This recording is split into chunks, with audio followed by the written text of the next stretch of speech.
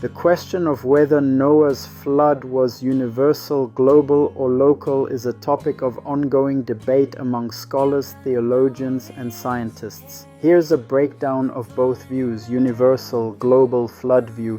This is the traditional and literal interpretation held by many conservative Christians. Genesis 7:19-20 says that all the high mountains under the entire heavens were covered, suggesting total global coverage. Every creature outside the ark died, indicating no land-based life survived apart from what was inside the ark.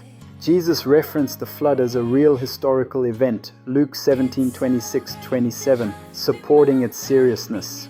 Ancient flood stories, like the Epic of Gilgamesh, from many cultures point to a shared memory of a massive global catastrophe. Beliefs behind it: God judged the entire sinful world, not just one region.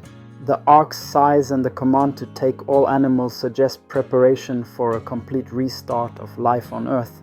Local or regional flood view: some modern scholars, including many scientists and theologians, interpret it as a massive but regional flood, likely centered in Mesopotamia.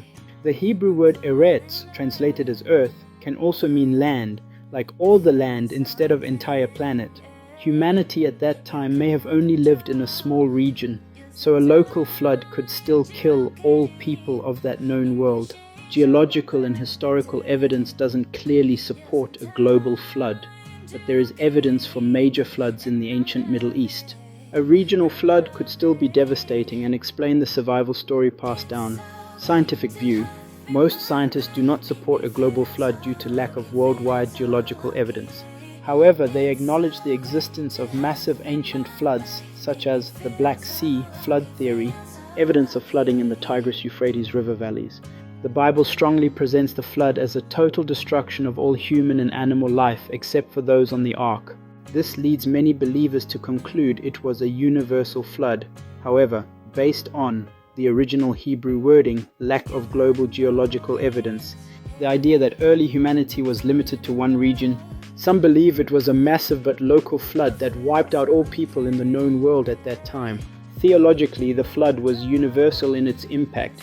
It judged all of sinful humanity and preserved life through Noah. Geographically, it may have been local, but large enough to destroy all humans and animals in that region, effectively the entire world known to Noah. Both views uphold the core biblical message. God judged sin but offered salvation to those who obeyed him. God bless you. Thank you, O you.